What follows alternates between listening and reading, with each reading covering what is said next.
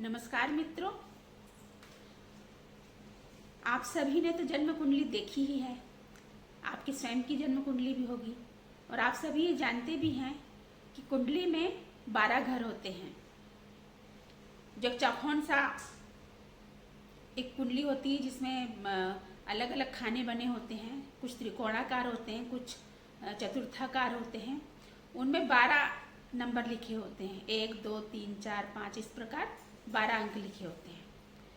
और जिसमें सबसे पहला नंबर लिखा रहता है, जो बीच का घर होता है, ऊपर का सबसे बीच का घर होता है, पहला नंबर वाला, उसको लग्न कहते हैं। लग्न मतलब आप स्वयं, आपका व्यक्तित्व, आपके कर्म, आप में कितनी एनर्जी है, आप दिखेंगे कैसे, ये सब लग्न से ही जाना जा सकता है। जन्म कुंडली के हर घर का अपना अपना महत्व है, लेकिन जैसे 5वां घर संतान भाव का है, दूसरा घर धन का है, कुटुंब का है। लेकिन आप हैं तभी ना आपका कुटुंब है, तभी तो आप कर्म करेंगे तो आप धन अर्जित करेंगे, आपकी संतान होगी। तो बाकी घरों का महत्व तभी है जब लग्न है, यदि यानी कि आप स्वयं हैं, आप हैं तो सब कुछ है। तो जन्म कुंडली अध्ययन में सबसे महत्वपूर्ण जो पहलू होता है वो लग्न के अध्ययन का ही होता है। जैसे कि लग्न दसम भाव, जो दसम भाव होता है, दसम से चतुर्थ भाव होता है लग्न, दसम का चतुर्थ भाव होता है लग्न। तो आप देखेंगे कि जो आपका कर्म है, 10वां भाव जो आपका कर्म का घर है, और उसका चतुर्थ भाव मतलब उसका सुख का भाव, वो लग्न होता है।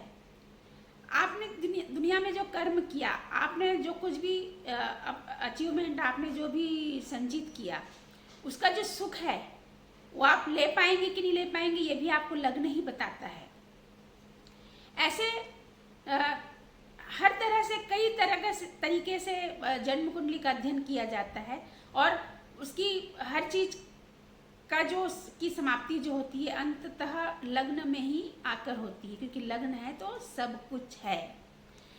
और काल पुरुष की कुंडली, जिसमें लग्न के घर में 1 नंबर लिखा हुआ होता है, बाकी अन्य 1 2 3 4 5 ऐसे पूरे खाने को भरा जाता है। और हम लोगों की, हमारी, आपकी, सबकी जन्म कुंडली में पहले घर में किसी में 3 आता है, किसी में 7 आता है, किसी में 9 आता है, किसी में कुछ भी आता है। अलग अलग राशियां, अलग अलग अंक लिखे हुए होते हैं। लेकिन जो काल पुरुष की कुंडली है, जो ब्रह्मांड है, जो ये पूरा काल पुरुष है, उसकी भी एक जन्म कुंडली है। उसमें जो मूल, जो मेन जो होता है, पहला घर जो होता है, वो 1 नंबर जिसमें लिखा होता है, वो मेष राशि होती है, जिसके स्वामी मंगल होते हैं। तो लग्न को जानेंगे तो हमको ये भी जानना है कि उस घर का स्वामी जो मुख्य रूप से जो है वो तो मंगल ही हैं। अब राशि के अनुसार उसके जो स्वामी जो होते हैं वो बदल सकते हैं। जैसे यदि 2 नंबर आ गया वहां पर, तो वृषभ राशि में उसके स्वामी हो गए शुक्र। यदि 3 आ गया तो मिथुन राशि, उसके स्वामी हो गए बुध। इस प्रकार अलग अलग अंकों में उसके राशियों के स्वामी बदल सकते हैं, लेकिन मेन जो मूल होता है वो मंगल ही होता है। मंगल अपना प्रभाव निश्चित रूप से हर हालत में लग्न में देते ही हैं। तो लग्न में हम ये भी आपको बताएंगे कि लग्न में कौन से ग्रह किस तरीके से काम करते, कौन से ग्रह अच्छे होते हैं, कौन से ग्रह बुरे होते हैं। चलिए ये भी हम चर्चा करते हैं। लग्न में जो ग्रह अच्छे होते हैं वो है सूर्य, चंद्रमा, कुछ भेद के साथ बुध, मंगल और गुरु।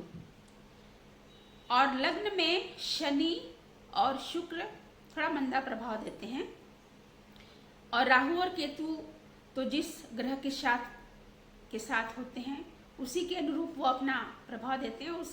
उनकी चर्चा अक्सर नहीं की जाती है। ये जिस ग्रह के साथ ये बैठते हैं या जिस राशि में बैठते हैं उसका प्रभाव लेके फिर उसमें वो प्रभाव उत्पन्न करते हैं। तो लग्न में सूर्य का प्रभाव हम देखते हैं कि यदि लग्न में सूर्य बैठे हों तो वो क्या प्रभाव उत्पन्न करते हैं। लग्न में यदि सूर्य बैठे हों तो निश्चित रूप से जातक जो होता है वो समाज में मान सम्मान पाने वाला होता है, उसकी शारीरिक क्षमता भी अच्छी होती है, वो ऊर्जावान होता है और सतत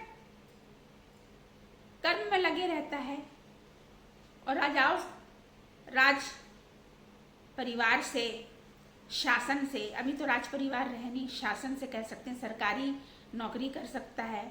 सूर्य यदि लग्न में हो तो बहुत ही शुभ, क्योंकि सूर्य और मंगल दोनों आपस में मित्र हैं, तो निश्चित रूप से, और जो सूर्य होते हैं मेष राशि में उच्च के होते हैं, तो इसलिए सूर्य यहाँ पर सबसे शुभ ग्रह के रूप में माने गए हैं। दूसरे हैं चंद्रमा। चंद्रमा भी के लिए भी लग्न का स्थान बहुत शुभ है। हम तो चंद्र कुंडली ही बनाई जाती है, लग्न में रख के चंद्रमा को चंद्र कुंडली ही बनाई जाती है, तो लग्न तो चंद्रमा के लिए अच्छा ही है। यदि लग्न में चंद्रमा बैठे हैं तो जातक अपनी ओर ध्यान देने वाला होता है, अपने सजावट में, अपने व्यक्तित्व पर खास ध्यान देने वाला होता है, पहनने ओढ़ने का शौकीन भी वो होता है और थोड़ा सा हल्का सा स्वार्थी भी होता है, लेकिन उसमें कई कलाएं होती हैं, भाव प्रवृत्ति का भी होता है। तीसरा है बुध। बुध यदि लग्न में हो तो लग्न में यदि बुध होता है उसको दिशा बल प्राप्त होता है, दिशा बल प्राप्त होता है, लेकिन बुध जो है वो एक कुमार ग्रह है, एक बच्चा है, और शक्ति यदि उसके पास है, बल मतलब शक्ति, दिशा बल मतलब शक्ति, यदि बुध अच्छा है, यदि मित्र राशि में बैठा हुआ है तो अच्छा प्रभाव देगा। उसका जो दिशा बल है वो अपने बल को और अच्छा करने में, अच्छा फल देने में लगा देगा। लेकिन यदि अशुभ स्थिति में है, यदि बुरे ग्रहों के द्वारा देखा जा रहा है या शत्रु राशि में बैठा हुआ है तो बुध उतना अच्छा प्रभाव नहीं देते हैं। अब यदि लग्न में मंगल बैठे, जाहिर सी बात है अपने खुद के घर में यदि कोई रहेगा तो वो तो अच्छा ही अच्छा करने वाला है। मंगल का मूल घर तो लग्न ही है ना, तो मंगल यहाँ पर बहुत ही अच्छा प्रभाव देते हैं। ऐसा जातक जिसके लग्न में मंगल बैठा हो वो भले मांगलिक दोष जरूर उत्पन्न करते हैं, लेकिन वो बहुत एनर्जी और बहुत ऊर्जा से भरा हुआ रहता है। वो एक साथ कई कार्य कर सकता है, सेना में जा सकता है, नेवी में जा सकता है, प्रशासनिक सेवा में जा सकता है। इसके अलावा वो एक काम को करते हुए भी अन्य कई काम में वो अपनी पहुंच रखता है। वो खेल का भी बड़ा शौकीन होता है, मतलब शरीर के द्वारा जो किया जा सकता है वो सब काम मंगल लग्न पे रहने पर जातक करता है।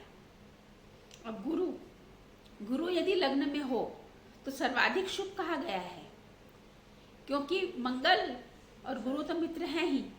यहाँ तक कि ज्योतिष ग्रंथों में तो ये भी कहा गया है कि यदि लग्न में गुरु बैठे हुए हों तो 100 दोष भी कुंडले में हो तो उसको भी गुरु दूर कर देते हैं।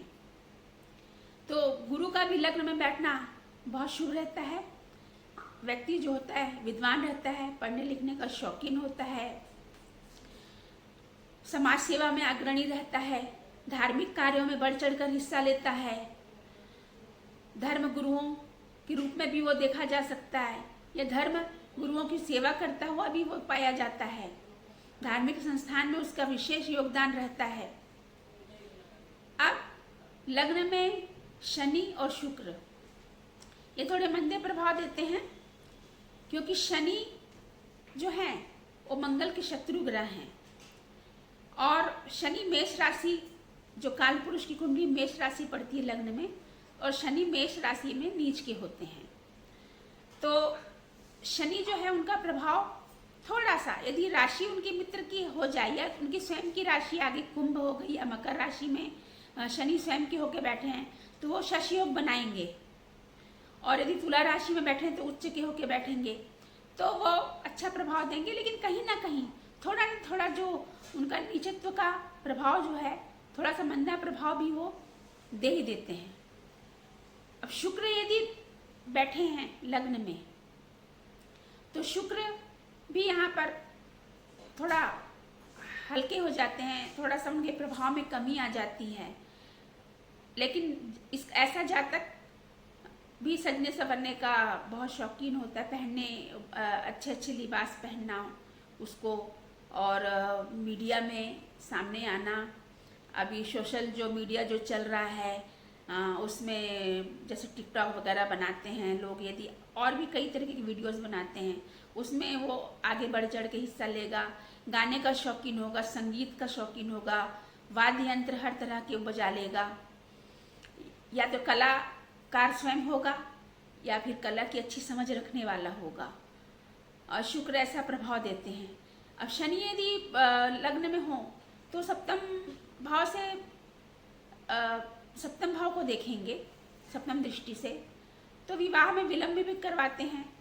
आपके अचीवमेंट जो आप कर्म कर रहे हैं उसमें भी विलंब उत्पन्न कर देते हैं, कुछ बाधा उत्पन्न कर देते हैं। इस प्रकार शनि और शुक्र को छोड़कर बाकी जो ग्रह हैं लग्न में वो अच्छा ही प्रभाव देते हैं।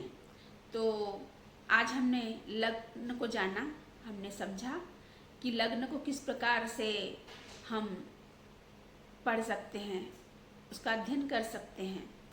तो आज बस इतना ही। यदि आप लोगों को वीडियो पसंद आया तो आप लाइक करें, शेयर करें और कमेंट में अपनी राय अवश्य दें, जिससे मुझे पता लगे कि आप भी इस बारे में क्या सोचते हैं। यदि मैंने अपने विचार रखे हैं तो आपके भी कुछ विचार होंगे, आप भी मुझे बताइए, क्योंकि आप भी ज्योतिष प्रेमी हैं। तो बस आज इतना ही। नमस्कार।